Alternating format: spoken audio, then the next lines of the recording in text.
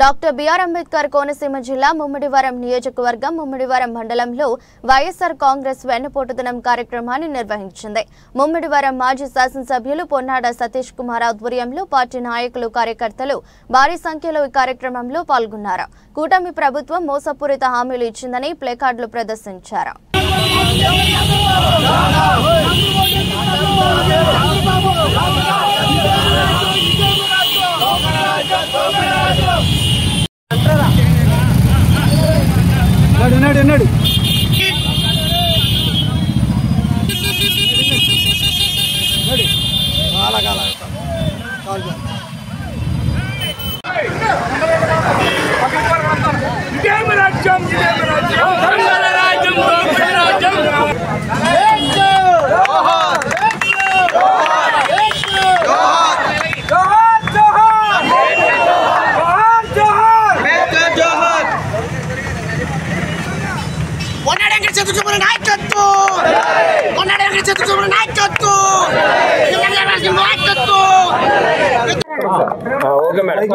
అందరికీ నమస్కారం.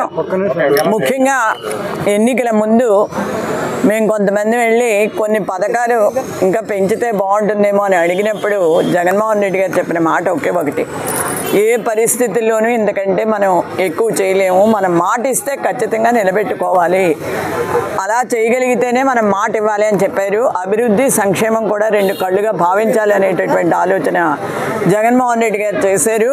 మేనిఫెస్టోలో 99.99% ఆ రోజున ఏదైతే మేము హామీలు ఇచ్చామో మా ప్రభుత్వం ఉండగానో ఆ హామీలన్నీ కూడా నెరవేర్చడం జరిగింది. జగన్మోహన్ రెడ్డిని ఏ రకంగా ఓడించాలో తెలియక సూపర్ 6 అని ఒకవైపు 143 హామీలు మేనిఫెస్టోలో పెట్టి ఏ ఒక్క హామీని వాళ్ళు నెరవేర్చలేనటువంటి దుస్థితిలో ఇవాళ ఉన్నారు. జగన్మోహన్ రెడ్డి గారు అప్పులు తెచ్చారని చెప్తున్నారు. మీరు తెస్తున్నారు అప్పులు. జగన్మోహన్ రెడ్డి గారు 5 సంవత్సరాల్లో తెచ్చిన అప్పులు మీరు 1 సంవత్సరంలోనే తెచ్చారు. కానీ మీరు ప్రజలకు ఏం చేస్తున్నారు? ఇవాళ మీ సొంత పార్టీ ఎమ్మెల్యేలే రోడ్డు ఎక్కి ఎందుకు నెగ్గామా అని చెప్పి గోల్పడుతున్నటువంటి పరిస్థితులు. మీకు ఒకే ఒక్క విషయం చెప్తున్నాం, మాతృవందనం పిల్లలు ఎంతమంది ఉంటే అంతమందికి నీకు 15,000 నీకు 15,000 నీకు 15,000 అని చెప్పారు. ఎవరికి ఇచ్చారు ఇప్పటి వరకు? ఇంకా ఇస్తామని చెప్తున్నారు. అంటే మీరు ఆకాశంలో చూపిస్తూ ఉంటారు, అరిచేతి దగ్గర చెప్తూ ఉంటారు, ఉన్నటువంటి పథకాన్ని ఆకాశంలో చూపిస్తారు.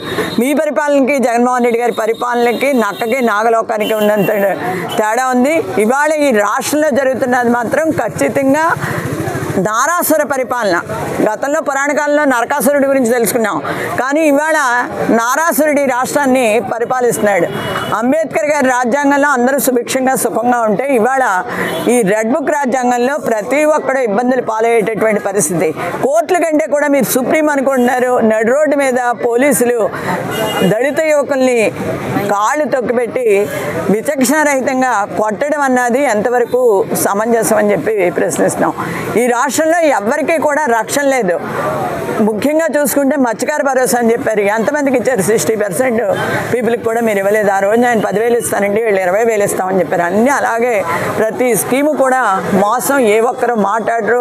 కష్టం వచ్చినా కూడా మీకు సంబంధం ఉండదు, ఎవరు ఏం పోతే మాకెందుకు, మా పరిపాలన మాకు కొనసాగుతుంది అనేటటువంటి పరిస్థితి ఉన్నారు. ఉచిత బస్సు అన్నారు, 50 ఏళ్ళకే పెన్షన్ ఇస్తా ఉన్నారు, ఆడబిడ్డలకి 18 సంవత్సరాలకే డబ్బు ఇస్తా ఉన్నారు. ఏమి ఇస్తున్నారు? నిరుద్యోగ వృత్తి ఇస్తున్నారు. ఏది ఇవ్వట్లేదు. సూపర్ 6 హామీలన్నీ కూడా బస్సు ఒకటే కాదు, ఇవన్నీ కూడా తుస్సుమనిపించారు. కాబట్టి ఖచ్చితంగా ఇవాళ మా వైఎస్ఆర్సీపీ శ్రేణులు రోడ్డెక్కేయని అనుకుంటున్నారు, కానీ వైఎస్ఆర్సీపీ శ్రేణులు ఒకటి కాదు, మేము మంచి ప్రభుత్వాన్ని నడుపుతున్నాం, గొప్ప ప్రభుత్వం అన్నారు. నాడుకి వెన్నుపోటు పొడిచారు, మాతృవందనానికి వెన్నుపోటు పొడిచారు. ఏ స్కీమ్ తీసుకోండి, రైతు భరోసాకి వెన్నుపోటు పొడిచారు. ఇవాళ రైతు భరోసా కేంద్రంలో మీ వాళ్ళు ఇష్టం వచ్చినట్టు ఇష్టారాజ్యంగా ప్రవర్తిస్తున్నారు. ఎక్కడ చూసినా కూడా పేకాట క్లబ్బులు, మద్యం ఏర్లై పారుతుంది. బెల్ షాపుల సంస్కృతి మీ సమయంలోనే వస్తుంది. కాబట్టి మేము ఒకటే చెప్తున్నాం, మీరు ఇలాగే పరిపాలిస్తే చాలా తక్కువ రోజుల్లో వైఎస్ఆర్సీపీ శ్రేణులు కాదు ప్రజలందరూ రోడ్డెక్కి బుద్ధి చెప్పేటటువంటి కాలం ఆసనం అవుతుంది. మీకు గుర్తెరిగి ముందే అన్ని జాగ్రత్తగా మీరు ఇస్తా ఉన్నటువంటి హామీలు నెరవేర్చండి. ఇవాళ 4వ తారీఖు ఆంధ్రప్రదేశ్ చరిత్రలోనే ఒక మోసగాడి పరిపాలనకి నాంది అయిన రోజు. అందుకే ఇవాళ వెన్నుపోటు దినోత్సవంగా మేము నిర్వహిస్తున్నాం. ఖచ్చితంగా తొందరలోనే ప్రజలందరూ మీకు బుద్ధి చెప్పే రోజు వస్తుంది. అందరూ కూడా రోడ్డు మీద ఉంటారు. గుర్తెరిగి మాత్రం బిహేవ్ చేయండి. అనవసరంగా ఎవరి జోలికి రావద్దు. వైఎస్ఆర్సీపీ అంటే ఒక సింహం నడుపుతున్నటువంటి పార్టీ, ఇదేదో మామూలు అల్లాటప్ప పార్టీ కాదు. అంచేత గుర్తెరిగి ప్రవర్తించమని చెప్పేసి చెప్తున్నాం. ఇది దోపిడీ రాజ్యం, దొంగల రాజ్యం అని మా వాళ్ళు స్లోగన్స్ ఇచ్చారు. ఎందుకంటే మీరు చూస్తున్నారు, ఇసుక గతంలో బండల కింద ఉండేది, ఇప్పుడు కొండలు కూడా కాదు పర్వతాల కింద ఉంది.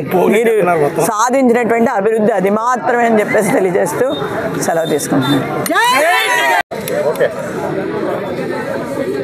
ఏదైతే కూటమి ప్రభుత్వం ఏర్పడి అంటే అబద్ధపు హామీలు, ఆచరణ సాధ్యం కాని హామీలు ప్రజలకు చెప్పి ప్రభుత్వం ఏర్పడి ఈ రోజు నాటికి కరెక్ట్గా సంవత్సర కాలం పూర్తయింది. అంటే ప్రజలకి వెన్నుపోటు పొడిచిన దినంగా ఈరోజు జగన్ గారు అభివర్ణిస్తూ ఈరోజు రాష్ట్ర వ్యాప్తంగా ప్రతి నియోజకవర్గంలోని కూడా ప్రజలు ఏ రకంగా అసంతృప్తిగా ఉన్నారు, ప్రజలను ఏ రకంగా మోసం చేశారు, ప్రజలు ఏ రకంగా మోసపోయారు అని ప్రపంచానికి తెలియజెప్పే విధంగా ఈరోజు ఒక వెన్నుపోటు దినోత్సవంగా ఇవాళ నిరసన తెలియజేయమని చెప్పి రాష్ట్ర కార్యవర్గం ఏదైతే జగన్మోహన్ రెడ్డి గారు ఈరోజు పిలుపునిచ్చారో ఆ పిలుపు మేరకు ముమ్మడివరం నియోజకవర్గంలో 4 మండలాలు తాళరేవు, పోలవరం, అలాగే కాట్రేనికోన, ముమ్మడివరం మున్సిపాలిటీకి సంబంధించి నాయకులు కానీ కార్యకర్తలు కానీ ప్రజలు కానీ స్వచ్ఛందంగా ఈరోజు ఈ నిరసన కార్యక్రమంలో పాల్గొనడం జరిగింది. ముఖ్యంగా ఈరోజు మీరు చూసిన మనకే అర్థమవుతుంది ప్రజల్లో ఏ రకమైన అసంతృప్తి ఉందని. ఇచ్చిన ఏ ఒక్క హామీని కూడా అమలు చేయకుండా సుమారు 143 హామీలు ఇస్తూ దాంతోపాటు ఒక సూపర్ 6 అని చెప్పి ఒక 6 హామీలు ప్రజలకు మంచి చేస్తామని చెప్పి జగన్మోహన్ రెడ్డి గారు ఏదైతే చేస్తున్నటువంటి హామీలు కాదని ఇంకా మంచి చేస్తామని చెప్పి హామీలు ఇవ్వడం జరిగింది. దానిలో ఏ ఒక్కటి కూడా అమలు చేయలే. గొప్పగా నేను పెన్షన్ ఇస్తున్నానని చెప్తున్నారు. ఎంతమందికి నువ్వు పెన్షన్ ఇస్తున్నావు? 2019లో నువ్వు అధికారం కోల్పోయే నాటిగా 40 లక్షల మంది పెన్షన్దారులు ఉంటే జగన్మోహన్ రెడ్డి గారు అధికారంలోకి వచ్చిన తర్వాత 5 సంవత్సరాల్లో సుమారు 64 లక్షల మందికి అంటే సుమారు 24 లక్షల మందికి అదనంగా పెన్షన్లు ఇచ్చావు. ఇవాళ నువ్వు ఆ పెన్షన్లో మళ్ళీ ఏరివేత అని చెప్పి కొంతమందికి తీసేసి నువ్వు 1000 రూపాయలు పెంచి 4000 ఇస్తున్నానని గొప్పగా చెప్పుకుంటున్నావు. అలాగే ఏదైతే పేదవాడికి మంచి చేసే అనేక కార్యక్రమాలు జగన్మోహన్ రెడ్డి గారు చేస్తే ఇవాళ తల్లికి వందనం అని నేను ఇంట్లో ఉన్న పిల్లలందరికీ కూడా ప్రతి ఒక్కరికి కూడా నేను 15,000 రూపాయలు ఇస్తానని చెప్పి నువ్వు మాట ఇచ్చావు. మాట నిలబెట్టుకోలేకపోయావు. సంవత్సర కాలం వస్తుంది. అలాగే మహిళలకు ముఖ్యంగా నువ్వు ఏదైతే మాట ఇచ్చావో ఇవాళ ఉచిత గ్యాస్ అన్నావు. ఉచిత గ్యాస్ ఎంతమందికి అందుతుంది అనేది ఇవాళ ప్రజలే ఇవాళ నీకు బుద్ధి వచ్చేలాగా రేపు ఎన్నికల్లో చెప్పబోతున్నారు. అలాగే ఉచిత బస్సు అన్నావు. బస్సు లేదు, తుస్సు లేదు, ఏమీ లేదు. ఇవాళ ప్రతి ఒక్కరికి కూడా ఆడబిడ్డకి ప్రతి ఒక్కరికి కూడా 18,000 రూపాయలు సంవత్సరానికి ఇస్తానని చెప్పి నువ్వు మాట ఇచ్చావు. అది కూడా ఎక్కడ కూడా నువ్వు అమలు చేసిన దాఖలాలు, అది ఎప్పటి నుంచి అమలు చేస్తావనేది కూడా నువ్వు ఎక్కడ కూడా చెప్పలేని పరిస్థితిలో మీరున్నారు మీ ప్రభుత్వం. అలాగే ముఖ్యంగా రైతులను మోసం చేసిన విధానం మీరు చూస్తున్నట్లయితే అన్నదాత సుఖీభవ అని చెప్పి ఏదైతే కేంద్ర ప్రభుత్వం ఇస్తున్నా దానికి అదనంగా 20,000 రూపాయలు జోడించి ఇస్తానని చెప్పి మీరు ఏదైతే మాట ఇచ్చారో ఆ మాట నిలబెట్టుకునే పరిస్థితి ఈ సంవత్సర కాలంలో ఎప్పుడు కూడా ఎక్కడ కూడా మీరు మాట్లాడిన సందర్భం లేదు. అంటే అన్నదాతను మోసం చేసాం, ఆడబిడ్డలను మోసం చేసాం, ఎవరైతే స్కూల్ పిల్లల్ని మోసం చేసాం. అలాగే ముఖ్యంగా నువ్వు ఏదైతే ఇవాళ కరెంటు ఛార్జీలు పెంచనని చెప్పి ప్రజలకు ఏదైతే ఆంధ్ర ప్రజలకు నువ్వు మాట ఇచ్చావో మాట తప్పి సుమారు 15,000 కోట్ల రూపాయలు ఇవాళ అదనంగా ప్రజల మీద భారం వేసి ఇవాళ ఆంధ్ర ప్రజలను మోసం చేశాం. అలాగే ముఖ్యంగా నిరుద్యోగులు ఏదైతే 20 లక్షల ఉద్యోగాలు కల్పిస్తానని నువ్వు మాట అన్నావు. మాట తప్పితే నేను ప్రతి ఒక్కరికి కూడా నిరుద్యోగ వృత్తి కింద 3,000 రూపాయలు నేను ఇస్తానని చెప్పు. దాని ఊసు లేదు. ఇవాళ ప్రతి విషయంలోని కూడా కూటమి ప్రభుత్వం ఇవాళ మోసం చేస్తూ ఇవాళ నేను గొప్పగా రాష్ట్రాన్ని అభివృద్ధి చేస్తున్నాను లేదా గొప్పగా నేను పరిపాలిస్తున్నానని మీరు చెప్పుకుంటున్నారు. ప్రజల్లో అయితే మటుకు తీవ్రమైన వ్యతిరేకత, తీవ్రమైన మీ మీద అసంతృప్తి ఈ ప్రభుత్వం మీద ఉంది.